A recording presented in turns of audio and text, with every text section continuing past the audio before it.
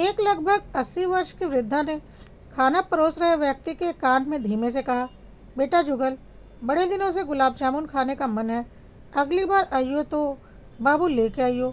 जुगल मुस्कुराते हुए बोला, ठीक है अम्मा, ले आऊँगा, पर तुम्हें मेरी कसम, एक पीस ही खाइयो, जब से डॉक्टर ने मना कर रखा है। और हंसते हुए आगे खाना परोसने लगा। अभी जुगल खाना परोसते हुए आगे बढ़ा ही था कि धीरे धीरे खाना खा रहे एक बूढ़े व्यक्ति ने कहा, जुगल, इस बार पूरे 2 महीने में आया है, सबने तो हमें भूखा ही रखा है, तू भी हमसे पीछा छुड़ाना चाह रहा है क्या? जुगल ने मुस्कुराते हुए कहा, बाबा, मैं तुम्हारा तब तक पीछा ना छोड़ूंगा जब तक तुम्हें लोटे में भरकर हरिद्वार न पहुंचा दूं। यह सुनकर सब ठहाका मारकर हंस पड़े। ये दृश्य था मेरठ शहर में बने एक वृद्धाश्रम का। लगभग 150 बुजुर्ग इस आश्रम में अपने बुढ़ापे के दिन सम्मान के साथ बिताने के लिए रहते थे। कई तो अच्छे संभ्रांत परिवारों से ताल्लुक़ रखते हैं तथा कोई खुद अच्छी नौकरी से सेवानिवृत्त था। किसी को औलाद ने घर से निकाल दिया था तो कोई खुद ही घर छोड़कर आ गया था। दिल में जब कोई बात लग जाती है तो इंसान बड़े बड़े पद, धन दौलत, महल सब कुछ छोड़कर चला आता है।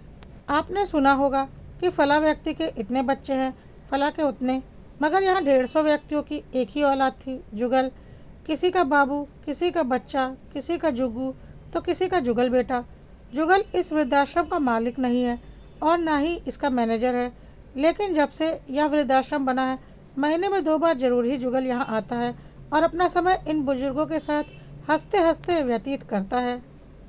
अपने बच्चों के जन्मदिन पर, त्योहारों पर भी जुगल के नियमित यहाँ आना होता है।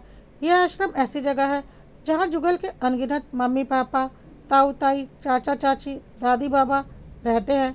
जुगल एक मध्यम वर्गीय परिवार से साधारण कदकाठी का व्यक्ति था। जीवन यापन के लिए दूध की डेयरी लगा रखी थी। इस वृद्धाश्रम से जुड़ाव का एक और कारण भी था। जुगल को विश्वास हो गया था कि जब से वह वृद्धाश्रम आने लगा है उस पर ईश्वर की अनुकंपा बहुत अधिक बढ़ गई है। दूसरा, जुगल ने अपने परिवार में 3 पीढ़ियों तक एक दूसरे की सेवा करते हुए देखा था। जुगल जान गया था कि निश्चल मन से की गई सेवा का साक्षी स्वयं ईश्वर होता है।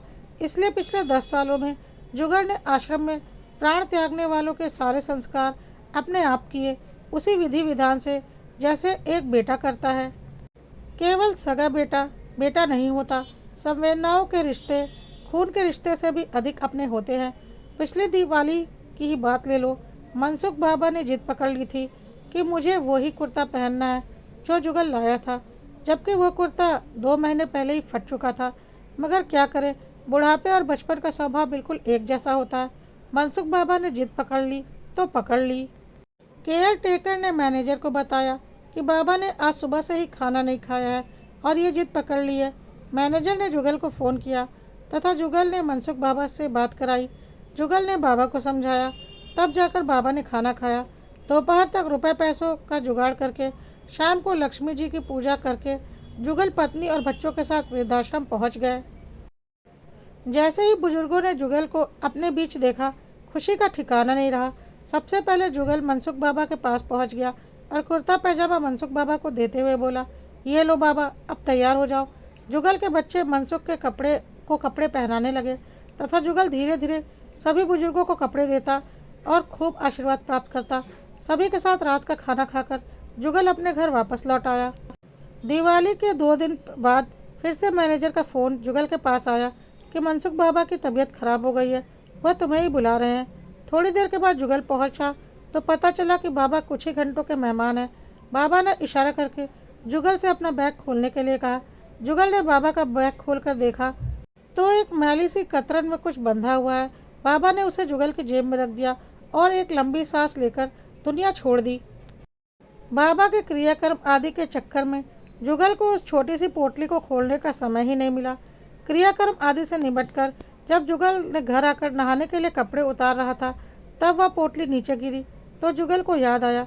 जुगल ने उसे खोलकर देखा तो बहुत जोर से रोने लगा। उसकी पत्नी और बच्चे भी वहां आ गए।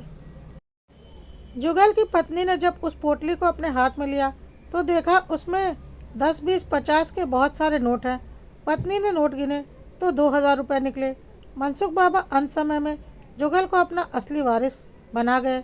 जुगल की पत्नी ने जुगल को संभाला और कहा, ये वो दौलत है जो हर औलाद के हिस्से में नहीं आती। तुम मनसुख बाबा के असली वारिस हो।